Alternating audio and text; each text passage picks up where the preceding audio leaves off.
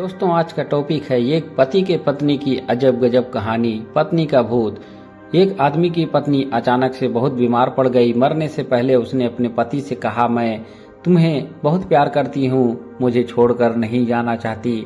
मैं नहीं जानती कि मेरे मरने के बाद तुम मुझे भुला दोगे और किसी दूसरी औरत से शादी करो। वादा करो कि मेरे मरने के बाद तुम किसी और से प्रेम नहीं करोगे, वरना मेरी आत्मा तुम्हें चैन से जीने नहीं देगी। पत्नी का भूत। और इतना कहकर वो चल बसी। उसके जाने के कुछ महीनों तक उस आदमी ने किसी दूसरी औरत की तरफ देखा तक नहीं।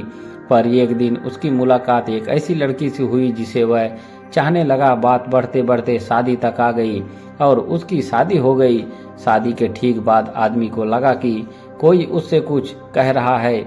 मुड़कर देखा तो वो उसकी पहली पत्नी की आत्मा थी। आत्मा बोली, तुमने अपना वादा तोड़ा है, अब मैं हर रोज तुम्हें परेशान करने आऊंगी। और इतना कहकर वो गायब हो गई। आदमी घबरा गया। उसे रात भर नींद नहीं आई। अगले दिन भी रात को उसे वही आवाज सुनाई दी, मैं तुम्हें चैन से जीने नहीं दूंगी।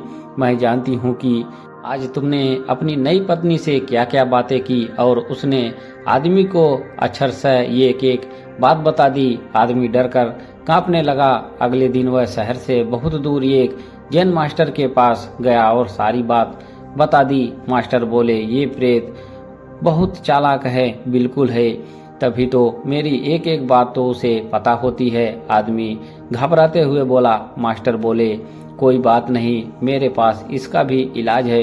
इस बार जब तुम्हारी पत्नी का भूत आए तो मैं जैसा कहता हूँ तुम ठीक वैसा ही करना। उस रात जब आत्मा वापस आई तो आदमी बोला, तुम इतनी चालाक हो, मैं तुमसे कुछ भी नहीं छिपा सकता। और जैसा कि तुम चाहती हो, मैं अपनी पत्नी को छोड़ने के लिए भी तैयार हूँ, पर उसके लिए तुम्हें एक प्रश्न का उत्तर देना होगा। और अगर तुम उत्तर ना दे पाई तो तुम्हें हमेशा हमेशा के लिए मेरा पीछा छोड़ना होगा। पत्नी का भूत बोला, मंजूर है, पूछो अपना प्रश्न। आदमी ने फौरन जमीन पर पड़े बहुत सारे छोटे छोटे कंकड़ अपनी मुट्ठी में भरकर लिए और बोला, बताओ मेरी मुट्ठी में कितने कंकड़ है। और ठीक उसी समय भूत गायब हो गया।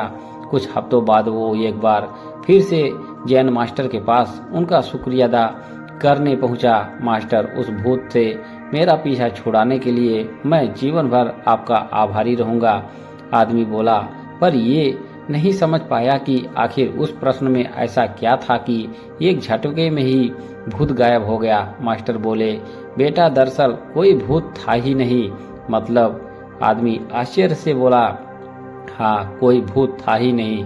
दरअसल दूसरी शादी करने की वजह से तुम्हें एक अपराध बोध महसूस हो रहा था और उसी वजह से तुम्हारा दिमाग एक भ्रम की स्थिति पैदा कर तुम्हें भूत का अनुभव करा रहा था। मास्टर ने समझाया, पर ऐसा था, वो मेरी हर एक बात कैसे जान जाता था? आदमी ने पूछा। मास्टर मुस्कुराए, क्योंकि वो तुम्हारा बनाया हुआ ही भूत था, इसीलिए जो कुछ तुम जानते थे वही वो भी जानता था। और यही कारण था कि तुम्हें मुझे वो कंकड़ वाला प्रश्न पूछने को कहा, क्योंकि मैं जानता था कि इसका उत्तर तुम्हें भी नहीं पता होगा और इसीलिए भूत भी इसका उत्तर नहीं दे पाएगा और तुम्हें तुम्हारे दिमाग की ही उपज से छुटकारा मिल जाएगा। आदमी अब पूरी तरह बात समझ चुका था। उसने एक बार फिर मास्टर को धन्यवाद किया और अपने घर लौट गया।